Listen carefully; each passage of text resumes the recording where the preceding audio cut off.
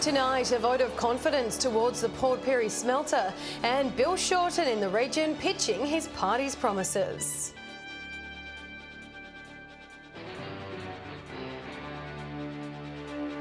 From our 7 Spencer Golf studios, your nightly news with Louise Hedger begins now. The federal opposition is today focusing its sights on South Australian voters, with Bill Shorten travelling from Adelaide and visiting Whyalla this afternoon. The party leader promising $10 million to expand the local TAFE if he's elected this month. Stepping off a plane and into Whyalla's renewable future. Bill Shorten visiting the SSE solar plant, a 6 megawatt facility which has got expansion plans on the horizon. Quite often the government's always banging on about the cost of taking action on climate change, but what you see here is you're powering 3,000 homes. And there could be more opportunities going forward, with the opposition committing to making the Upper Spencer Gulf a special renewable energy zone. This has been identified by the energy market operator as one of the best renewable resources we have in the country, to provide investors some real confidence that they'll have the support of a Commonwealth Labor government. The state Liberal government has dismissed the idea as a sham, saying the region already has that status from both itself and the energy market operator. It wants the opposition to commit to an interconnector between here and New South Wales. However, those working in the sector have welcomed the news. Yeah, I'm definitely excited. Any future work in renewables, I think it's always a gain. It was then onto the Whyalla Steelworks. Mr Shorten is hoping his message will cut through to ordinary Australians as the election race tightens. Life hasn't got better. We've got a plan for the future, a plan for your health, a plan for your wages. Mr Shorten also came with some cash, committing $10 million to upgrade the local TAFE campus. Make sure that people can get quality apprenticeship training in Whyalla, then they don't have to go to Adelaide or the East Coast. And the amount of courses on site will be increased to match the region's changing economic base.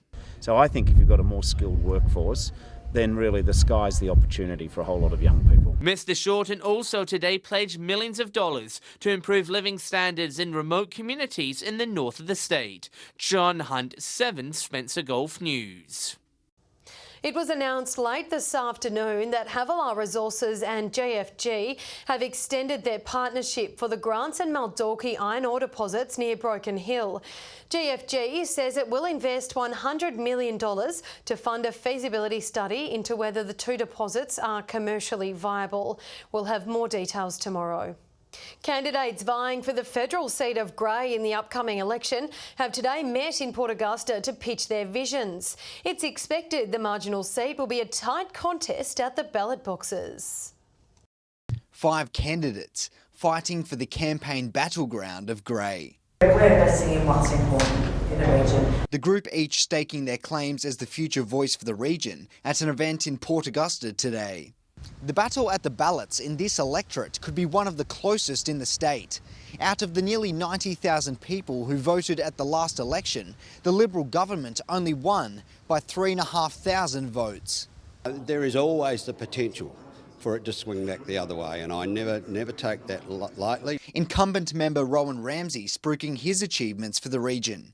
Putting money into tertiary education, putting a lot of extra money into mental health. He will face stiff competition from Centre Alliance's Andrea Broadfoot. All of the cities and towns and communities across Grey are looking for growth and jobs. As well as Labor's Karen Bolton, whose key policies for the region centres around building a skilled local workforce. The first strategy is local people for local jobs. So to complement that, we acknowledge that we need to reinvest in TAFE. But in lieu of the major parties, United Australia Party's Alexander Warren hopes a proposed zonal tax could appeal to those voting in the bush. The zonal tax is anyone that lives and runs a business 200 kilometres out of the city has a 20% write-off on their tax. And with only 17 days before regional South Australians head to the polling booths, the clock is ticking and every vote could make a difference. Garth Burley, 7 Spencer Golf News. A new energy deal released by the state government could help lower power prices, with thousands of low-income earners eligible for the discount. It comes as some relief as the region's energy prices continue to climb. It's a new deal that could save you hundreds on your electricity bill. The state government partnering with Origin Energy to provide better discounted rates for concession holders. Well, there was an existing arrangement with Origin Energy for all of our South Australian concession recipients who could receive up to 18% off. We've negotiated that to 20% now. With households already on the plan saving up to $600 per year, an initiative by the state government to help the 170,000 concession recipients around the state. 50,000 of those households have taken up the new deal, and obviously we're encouraging people to switch to make some savings. Origin Energy says those who are already on the previous energy plan will have the discount automatically applied. Those who aren't can easily sign up. If you're in that 120,000 customer set, then it is simply just a matter of giving us a call and spending a couple of minutes on the phone with us, and we can get you signed up to that offer pretty quickly. Other energy companies will also match Origin's discount. Minister Lynn Sink says it's important to tackle the rising power prices and says the government's trying to do more to bring it down. We've been working towards reducing energy prices. One of them is the interconnector with New South Wales. We're also providing battery storage for people who have solar panels. Households on the plan can also benefit from an 11% discount on gas usage. For more information, visit the Origin Energy website. Nathan Regter, 7 Spencer Gulf News. Whyalla Steelworks owner Sanjeev Gupta is finalising plans to launch an Australian-built electric car. GFG has been closely working with UK company Gordon Murray Design on a strategy. Mr Gupta has yet to name a preferred site to build the electric cars, with South Australia a candidate. He says production could start later this year. An 18-year-old man from Wallaroo has been arrested after police allegedly discovered a knife on him. The teenager was located on East Terrace at 9:45 on Tuesday morning. He's been charged with carrying an offensive weapon and has been bailed to appear in the Kadina Magistrates Court on the 19th of June. Anyone with information is urged to contact Crime Stoppers. Still to come tonight, the Mid-North push to open up the National Park to bike riders and a Surf Lifesaving Club on the lookout for new recruits.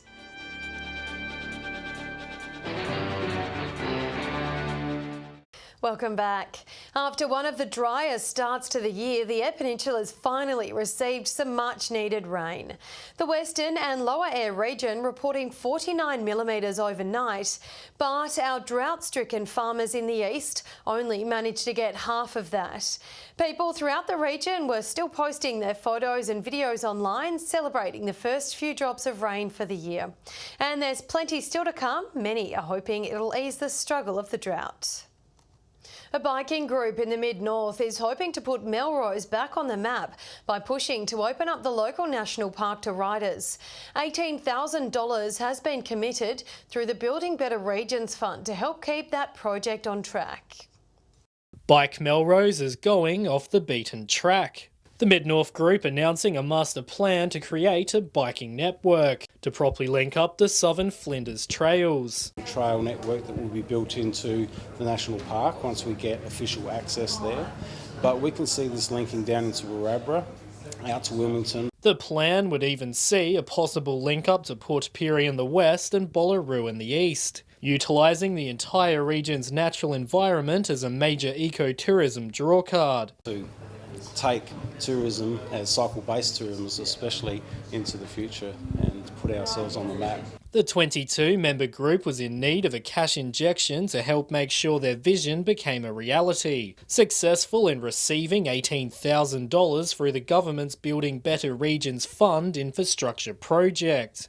Biking's really taking off around here in Melrose, and there's a lot of, they've got their Fat Tyre Festival and people are coming here to ride the trails. Melrose's annual Fat Tyre Festival has been a major drawcard over the years, drawing in thousands of cyclists into the region. The new blueprint will help further develop trail infrastructure and ensure a smoother ride. We have a fantastic facility at our doorstep, like I said. Why not use it? Get people in to see it. Dominic Beaton, 7 Spencer Gulf News. Port Augusta Pickawea Health Service held a family fun day today to highlight the prevalence of rheumatic heart disease in the Indigenous population. Coinciding with National Heart Week, the day is hoped to be a step forward in improving health outcomes. rock climbing and jumping castles. All for a wider message at heart. Just to really educate the community how important it is with your health.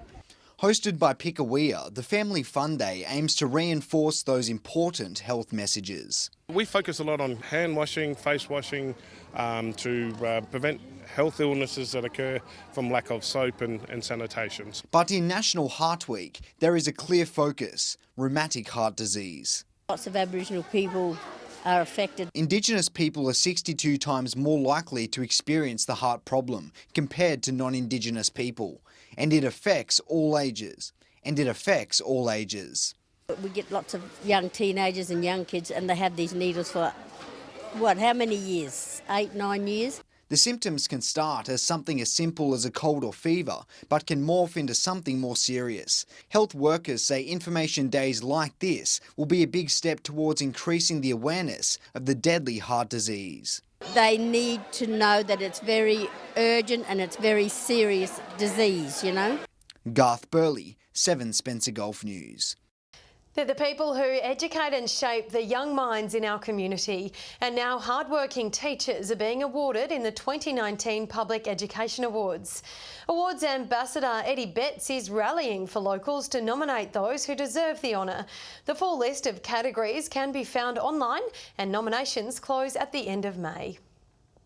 Port Lincoln Surf Life Saving Club is taking its first steps in bringing back the town's lifeguards after almost 50 years. But the club says it still desperately needs more members to join before they can start beach patrols. It's the group trying to protect our beaches and those who use them, but the Port Lincoln Surf Lifesaving Club is in desperate need of new recruits before it can get started. Before we do our patrols, we need at least 6 more people with bronze medallions. The bronze medallion an essential part in forming a surf lifesaving club. The group says if enough people are interested in earning their medal, the club will host a training camp. We'll be able to make contact with Surf Lifesaving SA to bring some of their training professionals up to Port Lincoln, so you'll be able to hopefully earn your bronze medallions, your first aid training. The club says it wants to help educate communities about the dangers of the ocean and how to be safe around it, a message that comes in the wake of the recent drownings at Cape Carno. I think that highlights the need for education, especially in your surf type of areas. Organisers say they're hopeful they can get enough members to join the club before summer hits, using the town's foreshore as a training base for the first patrols. And once we get more people involved, then we'll be able to start patrolling those actual surf beaches like Whalers Way and Fisheries. Anyone who's interested is encouraged to get into contact on Facebook and potentially be a part of bringing back a piece of the town's history. Nathan Regter, 7 Spencer Gulf News. Stay with us after the break. Garth will look at the region's fuel prices and Ruby will join us with the weather.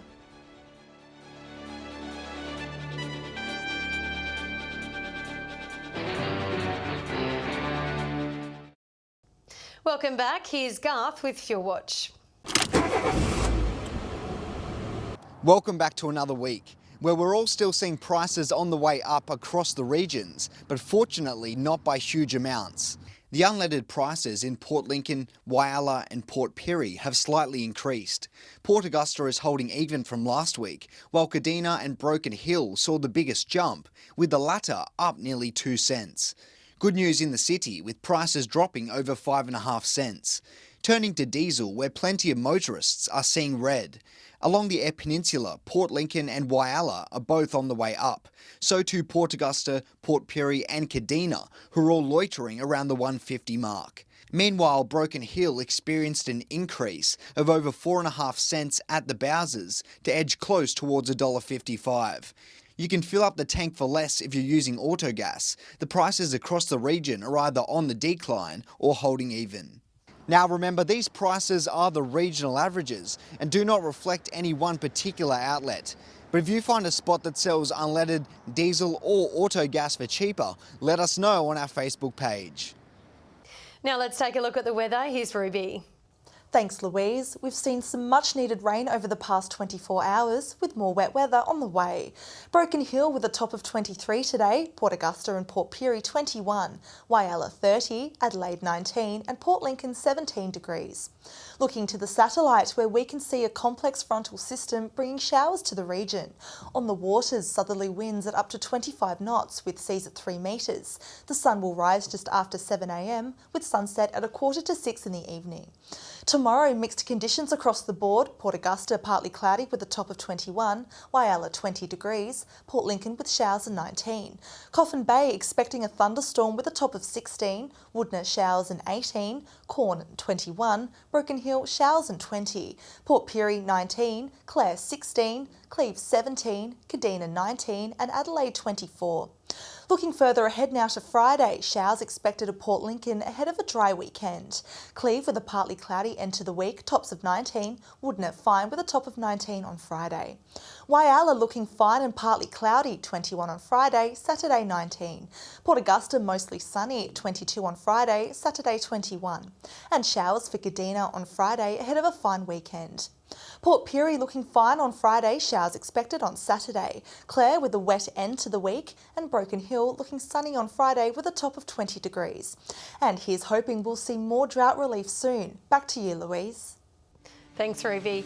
And that's your local news this Wednesday evening. We thank you for joining us. We'll have updates later, but until then, enjoy your evening. Good night.